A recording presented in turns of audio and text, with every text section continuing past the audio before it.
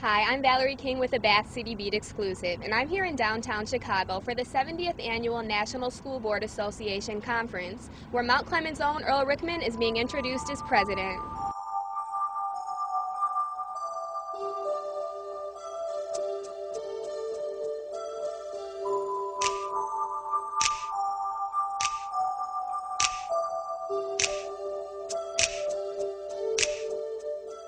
Like every year, the NSBA started the weekend off with a delegate assembly, and state representatives from school boards across the country talked about the big issues faced by schools today.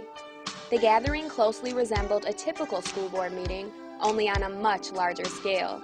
A delegate's primary responsibility is to examine the policies and the vision of the National School Boards Association as far as governance, do the oversight of public education, making sure that the policies are in place, that they're current, that they're equitable, and they give children an opportunity to get a quality education.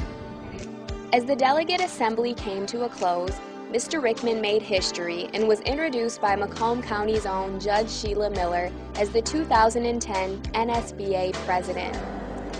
Ladies and gentlemen, I present to you hardworking and faithful student advocate and champion of the Mount Clemens School Board, Earl C. Rickman III.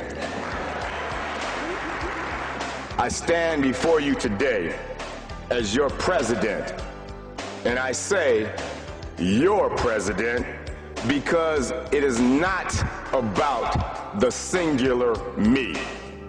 My theme for this year is teamwork, dream work, together we can. So it is about the collective we. After the ceremony, we talked with masses of board members and executives who all hold high expectations for Mr. Rickman and look forward to working with him as the new president. I'm excited about Earl being our president. Earl brings a lot of energy and enthusiasm to the association, and he's dedicated to our kids. So I'm excited about having Earl president. Earl has been so dedicated to public education for so long and has, I think, worked very hard to get to this place in his career as a school board member. I'm very proud of him.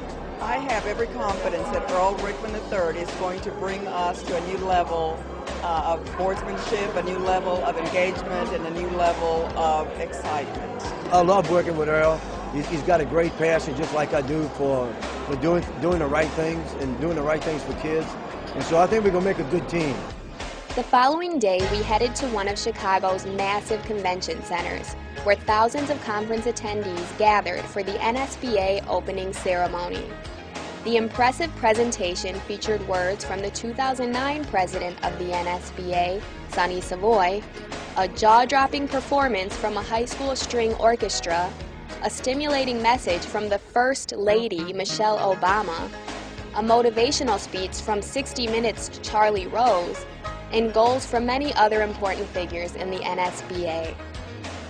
Later, we had the chance to watch Mr. Rickman practice a run-through of a speech he would soon perform.